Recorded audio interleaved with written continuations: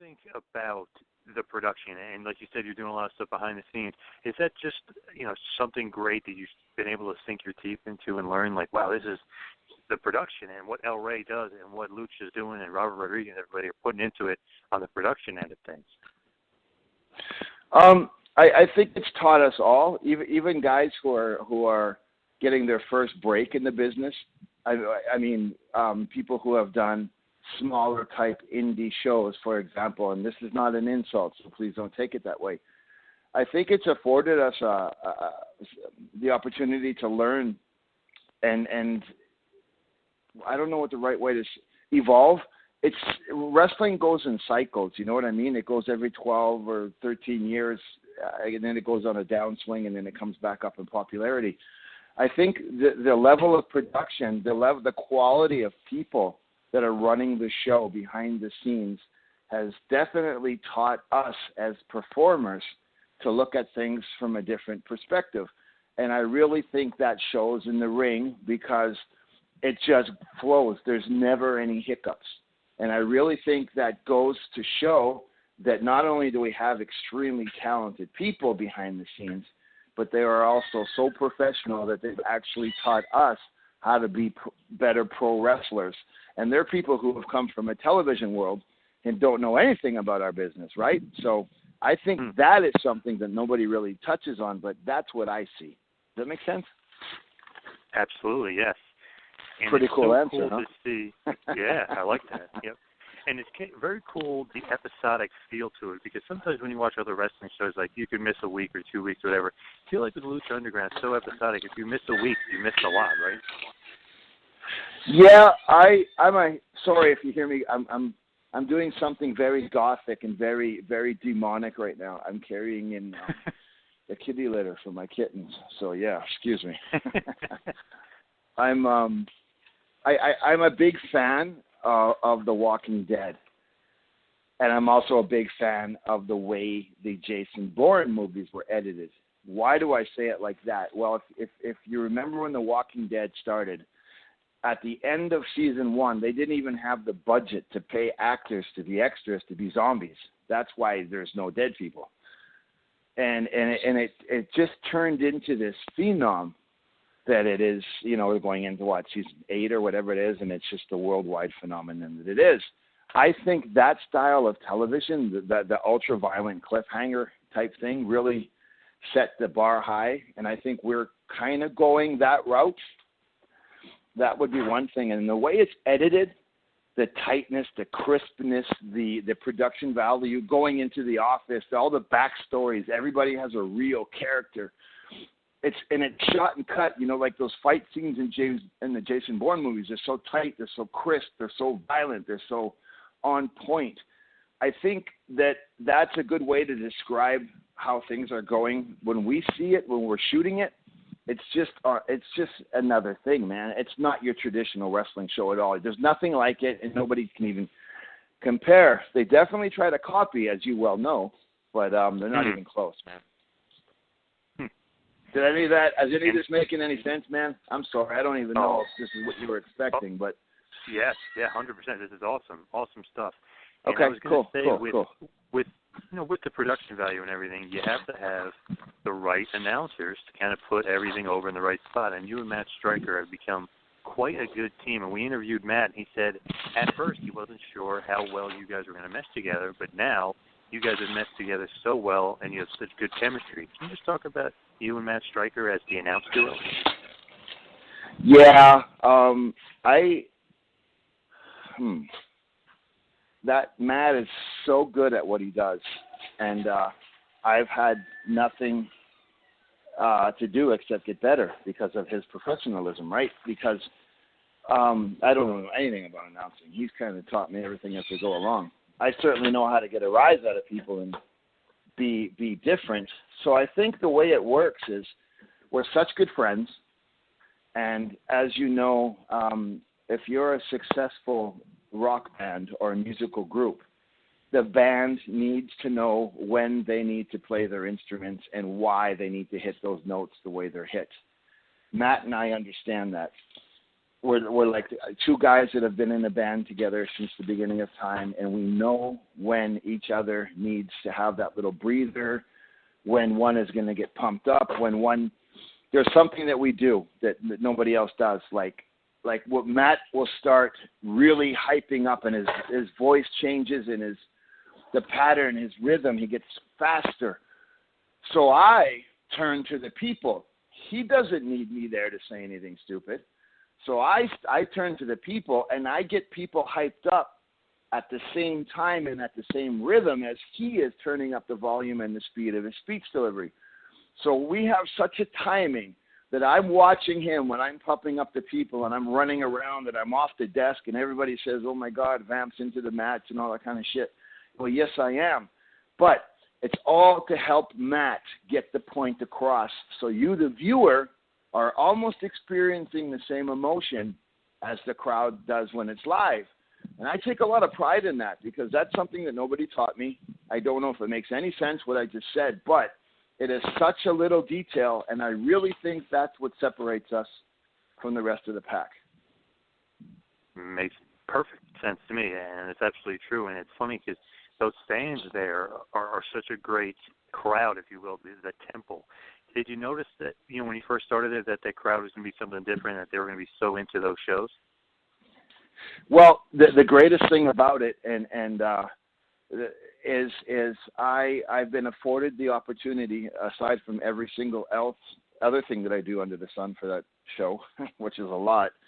I go out there before and I hype the crowd. Like I get in the ring and I get everybody going. So I think when we first started, we had fresh people to educate.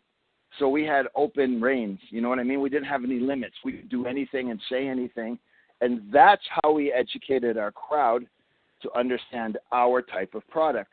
And I really attribute those moments that we have before the show to get the crowd going, and they can see it and they feel it and they hear it. So they're already on the same page before we even start. I do think that is a major, major part of the success of the show because the fans know what to do and they tell you at home what to do. So it's just a fucking awesome team. You know what I mean? And who coined the term temple? Because Matt Stryker claims that you said it was you, but he said it was him. Who actually coined that term? He said it was him. He said that he invented the term the temple, yeah. Oh, he's full of shit. But I don't know who did it. I know it wasn't him. Fucking guy. No. No, he might have been working me a little bit, yeah. He might have been working me. But yeah, I mean, I think the temple was in place long before we got there. You know what I mean? Yeah, oh yeah, yep. Yeah, Matt's full of shit. The announcing is great. I like the way you guys play off each other, and what you described you guys playing off each other is perfect. But it's interesting to see you wrestle as well, and one of the best matches of season one, and that basically that whole year was awesome, was you versus Pentagon Jr., that crazy hardcore match. You got super physical. It was just intense. Did you plan on wrestling when you first signed up for Lucha Underground, or was that kind of just an added bonus? We kind of... We are all aware of who Vampiro was, used to be, and where I am at today. So it is illogical not to have that bullet in the chamber for a situation that is needed, putting a new talent over or helping a storyline along. So we had that in mind. And I'm very well aware. I'm the first guy to say that it would embarrass the talent if I was one of these old-time wrestlers who couldn't let it go and understand that my generation is come and gone and it's time to pass the torch. So we came up with the idea, or the decision was made, that if it's needed, we'll cross that bridge when we come to it. Because physically, I really can't do it anymore. I mean, for me to do that stuff, I'm pretty much...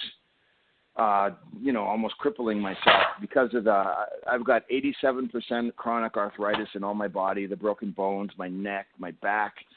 I lost the heart. So as soon as you lose heart and you go in there and you're not paying attention, You can hurt somebody, or you can get hurt. So all those things were put into play, and it was kind of like, if we really need it, we're going to pull that card out. And we've needed it a few times, and it's given the Vampiro character a new life. It's pretty cool for me to be like an actor, almost playing two roles. It's awesome. Will I wrestle again? More than likely. When? I have no clue. Why do I say more than likely? Because I want to do one more match and just have that feeling that I got to say goodbye on my own terms, right? But won't do it if it's not needed. You know, if I'm only doing it for ego, we're not going to go that route. I don't have an ego. If it's going to mean something for somebody else and I can elevate somebody, then yeah, I'd happily do it, right? That sounds good to me. And Pentagon Jr. was a great opponent. He's so over with that crowd. He's so over everywhere he goes. Such a great, almost underrated talent at that point. You can't really put him on the map, and now he's getting booked, pretty much everywhere. But what do you think about Pentagon Jr., and what did you think about that whole master storyline? I thought it was great. I mean, the Project Pentagon, how's that? We had so much work to do with him. Just get him used to the American style, the timing, the gestures. There was some things that he was doing that he wasn't a pro yet. He wasn't a big league marquee guy.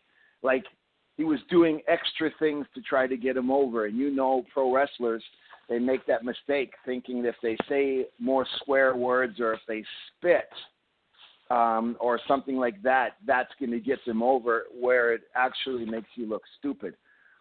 So we had to take those little details out and work on explaining to him why things work in the United States as opposed to Mexico and vice versa.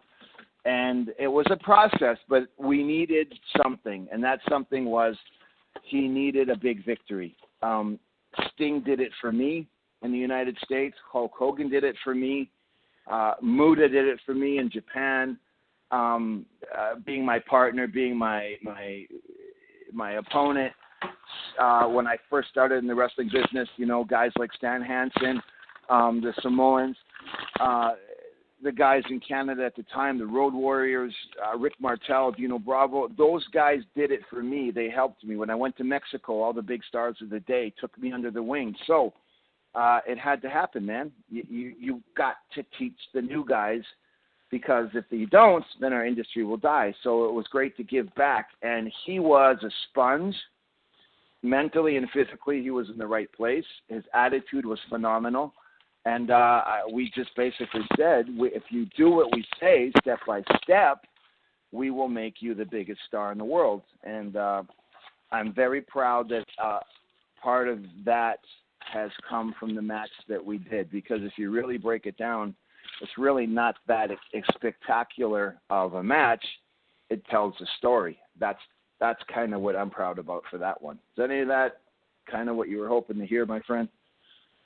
Oh, yeah. That and then some. That was a great answer. Okay. And to think about it, that match really put him on the map, and it was such a great story. I mean, I love the addition of the blood and the hardcore. It just adds to it. It just makes it that much more meaningful, and you remember it more. And thinking back to the Master, were you always supposed to be the Master? Was that what they were building to the whole time, or was somebody else in mind for the Master, and you kind of stepped in and became the Master? No, dude, I was born the Master, man. Many have tried. I don't even want to say any names or any other companies that use 3 initials to promote themselves. And people who pretend to have dual personalities. I take that as flattery. But no, man. It's kind of like the inspiration for the Master. To me, it was Christopher Walken in those movies where he played, a devil. And just the way he was worried about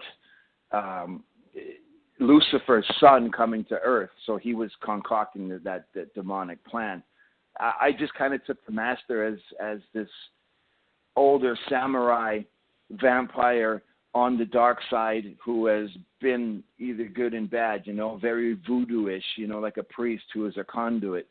So I really had that in mind for the character, and it's given Vampiro, the Vampiro character, a new life in another dimension, and I'm so grateful for it, man. Really, I didn't expect it at 50 years old to be finally enjoying my career and starting to do something that I like, right? Crazy, but awesome.